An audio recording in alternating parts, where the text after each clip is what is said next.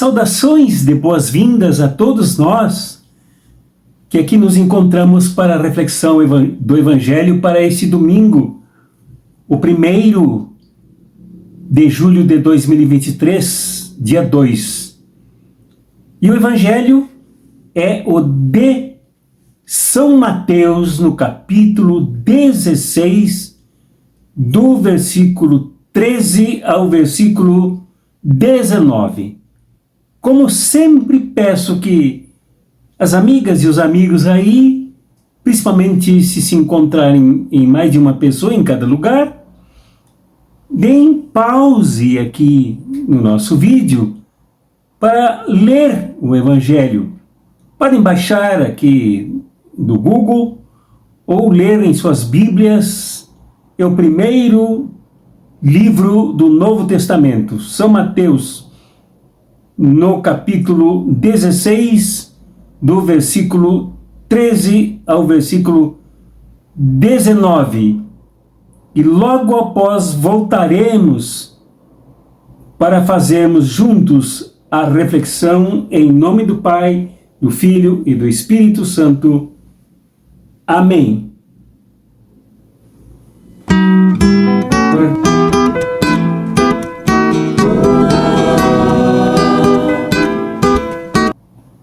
Para entendermos este evangelho, esse trecho aqui, essa perícope, é importante situarmos este texto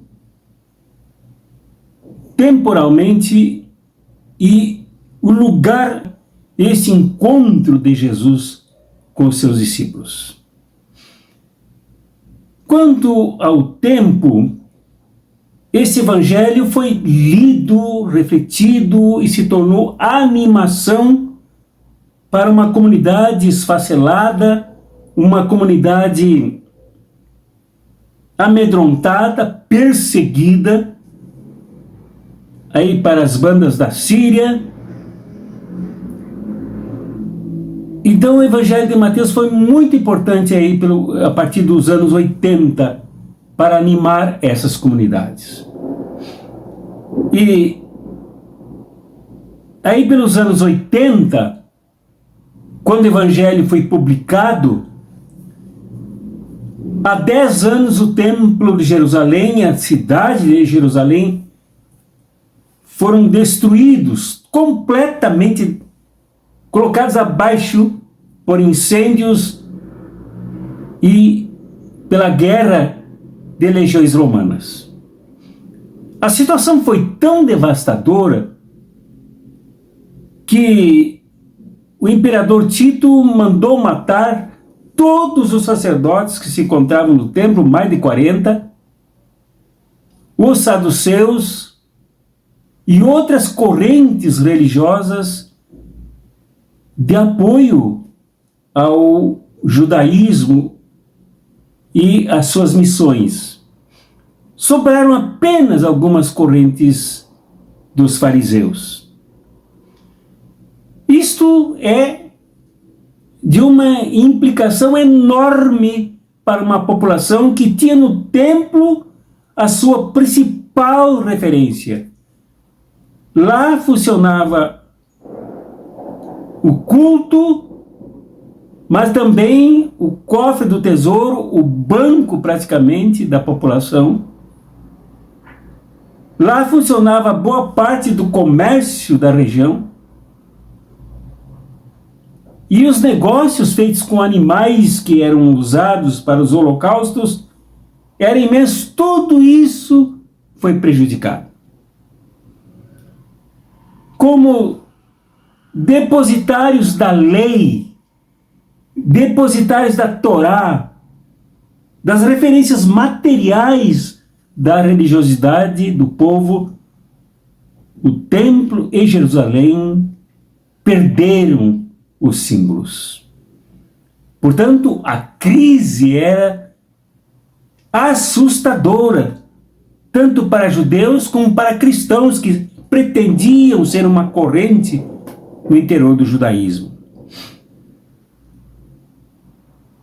Isto foi o que ocorreu em torno dos anos 70. E o lugar onde Jesus pronunciou, como diz aqui o início do nosso texto, foi em Cesareia de Filipe. Isto é muito importante entender, porque Cesareia era uma espécie de uma cidade portuária rica que servia de colônia de descanso dos reis de Roma, de César. Por isso Cesareia. E quem construiu esse lugar foi exatamente Filipe, filho de Herodes. Mas Herodes também construiu um templo de culto ao Deus César, porque César era considerado, se consideravam deuses. E ali embaixo, sobre o Monte Hebron, que em cima dele era todo o templo dedicado a César, havia um buraco que popularmente era definido como a entrada e saída do inferno. Um provável escape de vulcões que dormiam lá no interior da montanha. Portanto, foi diante desta representação do Império Romano que aconteceu esse encontro entre Jesus e os seus discípulos. Portanto, isso tem uma significação enorme na compreensão do texto. E aí segue o texto, quando Jesus, reunido com seus discípulos, pergunta a eles o que o povo diz ser ele, que os homens dizem ser o Filho do Homem.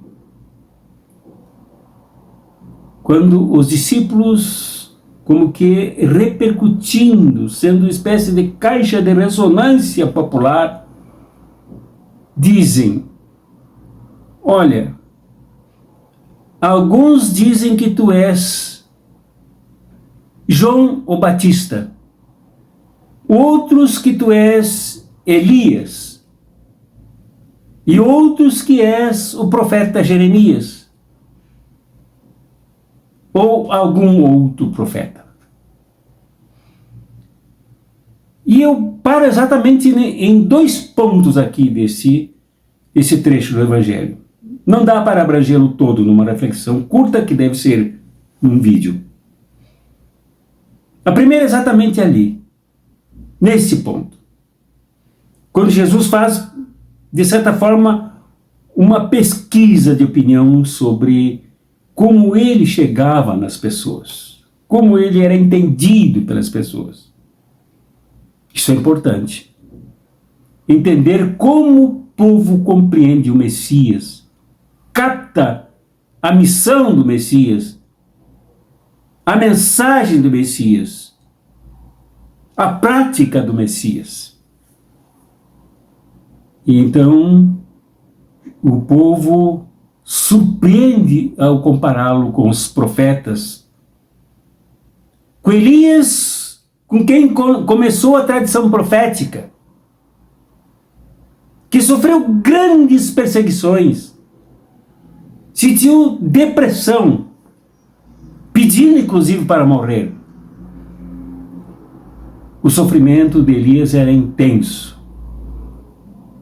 Jeremias chegou a produzir Cânticos de Jeremias, expressando o seu sofrimento por ser perseguido, por denunciar as alianças que os reis faziam com os povos imperialistas vizinhos, levando vantagens e formando da realeza do povo de Israel uma casta, tendo o apoio dos sacerdotes do templo, que desviaram o culto ao Deus Yahvé para o apoio aos poderosos que exploravam e oprimiam os pobres.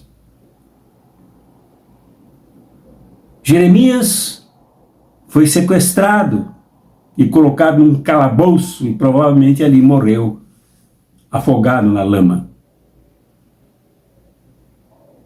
João Batista, como sabemos, foi perseguido por Herodes, trancafiado numa prisão e depois decapitado. Identificar Jesus com um desses profetas, ou com todos eles, é reconhecer o sofrimento de Jesus. É reconhecer o compromisso profético de Jesus. É acatar a missão de denúncia que Jesus levantava constantemente na sua caminhada em direção a Jerusalém.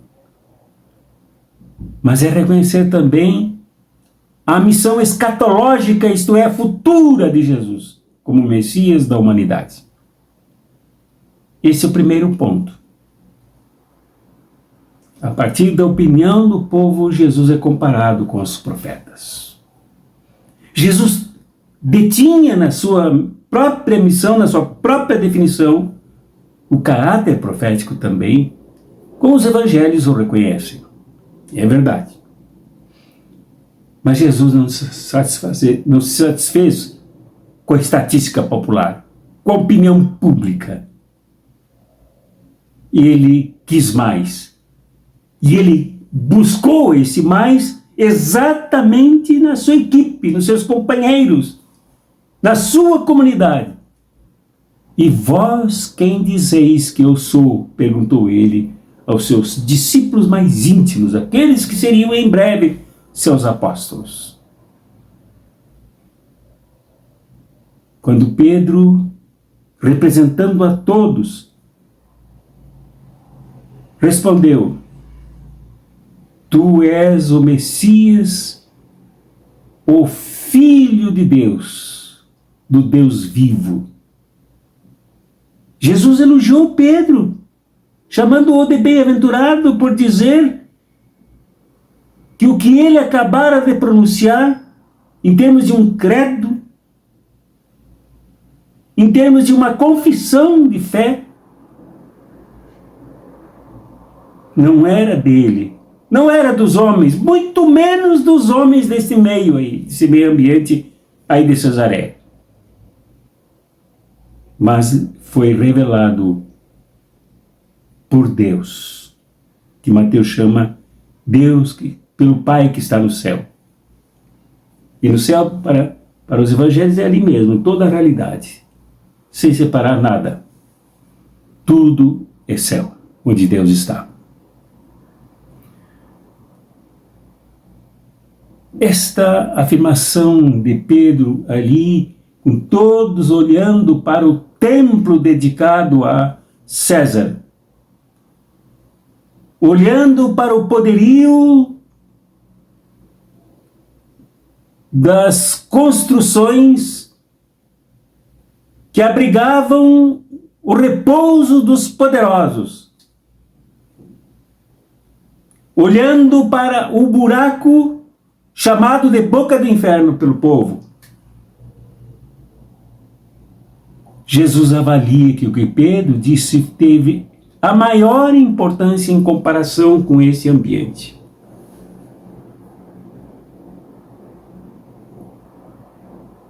E a importância é que Jesus é o Messias. É o Messias, Filho do Deus vivo. É Cristo, Filho do Deus vivo. Cristós, Filho do Deus vivo. O ungido do Deus vivo. É claro que na tradição dos reis de Israel, todos os reis eram ungidos. Mas a unção de Jesus era para ser o Cristo, Redentor, Salvador, Libertador da humanidade.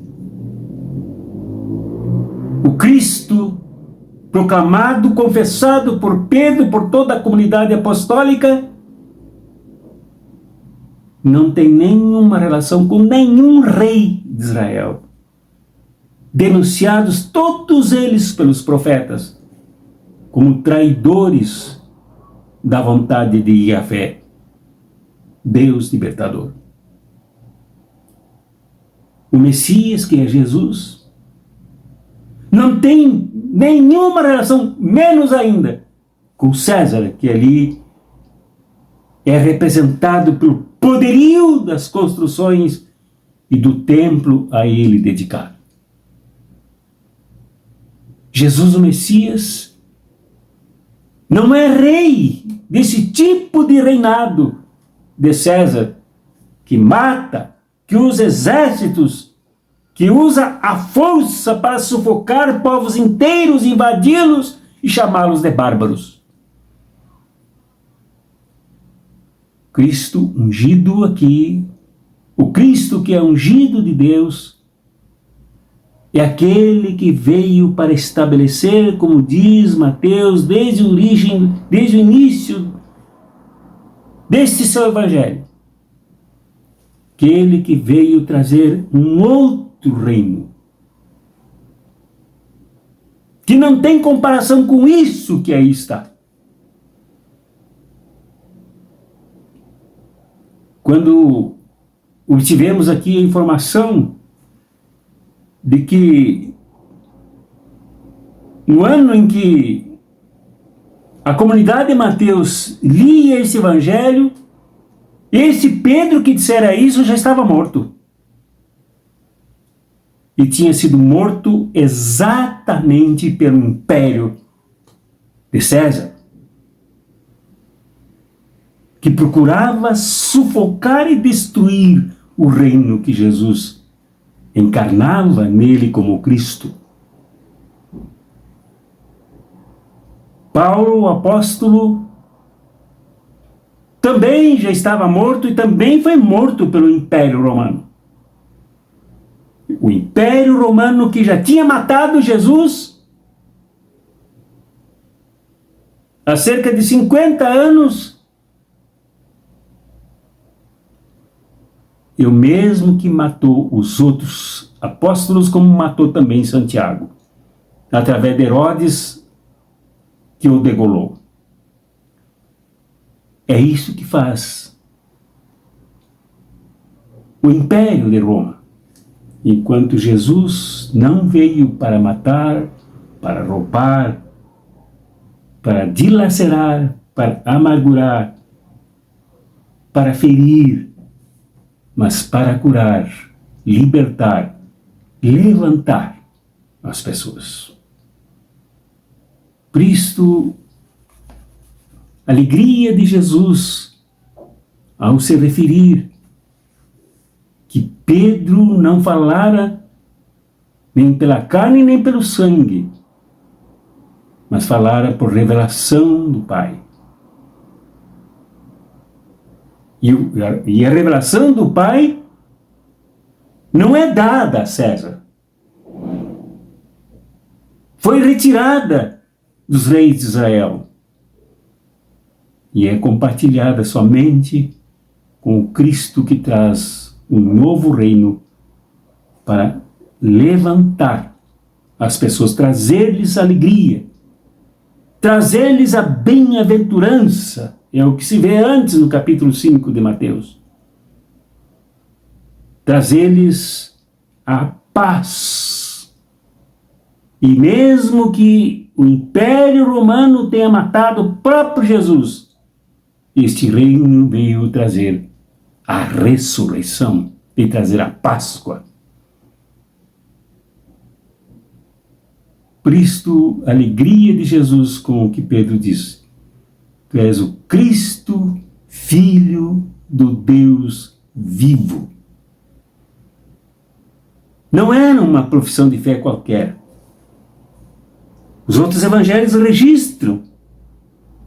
Embora em São João se diga que Marta fez esta mesma afirmação, e que Marta, então, seria ela a originária da liderança da comunidade de João. Esta era uma afirmação, um credo do movimento inicial da Igreja de Jesus. Deus vivo, filho do Deus vivo. César também era chamado filho de Deus. Ali, olhando para o templo dedicado a César, o templo da morte, olhando para o buraco que o povo chamava de a saída e entrada do inferno, e inferno significa morte, significa eliminação total da vida. O Hades aniquila com tudo.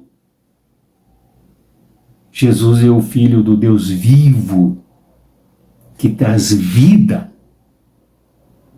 que restaura a vida nas pessoas, que dignifica a vida nas pessoas, que soergue as pessoas, que traz alegria profunda para as pessoas. Então, a declaração de Pedro foi a afirmação feita não numa catedral,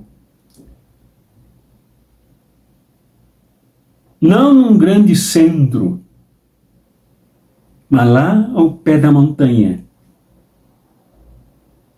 sem autoridades presentes, a não ser a de Jesus, sem os senhores do mundo presentes, a não ser os servos de Deus ali, sem os manda-chuvas, mas com aqueles que vieram para aprender com Jesus a servir e a lavar os pés uns dos outros. Foi ali ao pé da montanha, e não no lugar requintado, cheiroso, musicado e artístico, mas ali, em campo aberto, que se pronunciou este credo, dizendo que Jesus é o Filho do Deus vivo, que não tem nenhuma relação com o Deus do templo, que já não existia mais, porque o templo era confundido com a própria divindade, como casa de Deus, como se Deus precisasse de um templo para morar. Deus morto, mas do Deus vivo que está ali e no próprio Jesus, que atua, fala, olha, toca, levanta, faz caminhar, faz enxergar, que ressuscita. E depois, quando a comunidade de Mateus lê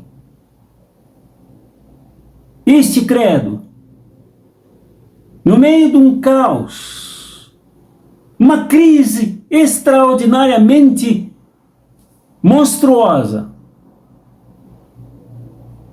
isto serviu para dar esperança, serviu para animar, serviu para alimentar a fé. Por isso, Mateus levou essa mensagem para a sua própria comunidade. Jesus é o Cristo, Filho do Deus vivo. É Ele, mais do que os profetas, mas comparado aos profetas e carregando nele mesmo a marca da profecia. Uma situação como a que nós vivemos hoje, meu irmão e minha irmã, de extrema complexidade, com muitos dos ditos seguidores desse Jesus, que se desviaram criando um Jesus à sua imagem e semelhança, abandonando este Jesus da encosta do Monte Hermon, em Cesareia de Filipe. E depois se afastando do Jesus acolhido pela comunidade de Mateus, totalmente sem referências, e a única que serviu agora é este da confissão de Pedro, este Jesus, o Cristo. Que sirva também para ti, sirva para mim. Em momentos tão difíceis como os que nós vivemos, de tantas incertezas, de modelos que não dão certo, que se espatifam. E enquanto se espatifam, machucam, matam pessoas. É importante que nós ouçamos de Pedro, em quem nós também devemos crer: no Cristo, Filho do Deus vivo. Nesse momento de transição no mundo, com o planeta Terra mesmo ameaçado por modelos tão violentos e brutais, hoje muito mais potentes do que aquele que queimou o templo e queimou Jerusalém, enchendo o planeta de fumaça, de cheiro de carne humana. Hoje, este odor é muito maior, torrando milhões de pessoas. É preciso que consideremos a confissão de Pedro. Tu és o Cristo, Filho do Deus vivo. E afirmemos isso também com Pedro, mas não somente com os lábios, também com a nossa prática, também com a nossa adesão real, objetiva, concreta, demonstrando que nós cremos nesse Cristo e não noutros messias por aí, que matam. Quando não matam, debocham. Quando não debocham e matam, eles mandam matar. Com princípios e sistemas genocidas que destroem, e vocês sabem que eu não falo aqui pelos cotovelos. Isto é verdade. Nós precisamos crer, como Pedro afirmou, crer na prática, lutar por isto.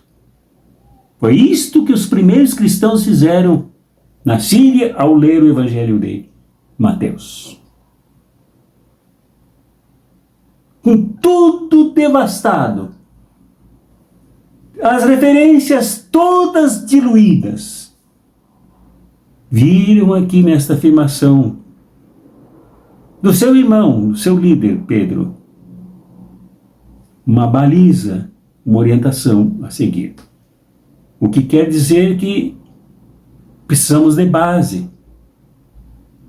Por isso Jesus se referiu a Pedro como pedra, base, alicerce. Devemos seguir as palavras de Cristo que geram alicerces. As palavras de Pedro que, definindo Cristo, também conceituam alicerce, firmeza, porque caminhando às soltas como muitos por aí que se dizem cristãos e cristãs, desembocam-se sempre em grandes e catastróficos erros. Erros que custam vidas. Erros que sacrificam a verdade. Erros que redundam em grandes injustiças. Nesta hora, não da Jerusalém e do templo destruídos, mas do mundo ameaçado de destruição. Precisamos renovar as nossas esperanças, a nossa fé, com estas palavras ditas por São Pedro e tão bem acolhidas com tanta alegria por Jesus. Tu és o Cristo, o Filho do Deus vivo. E que esse Deus vivo esteja contigo, meu irmão, minha irmã. Te reviva. Te ajude a te levantares daí onde tu estás.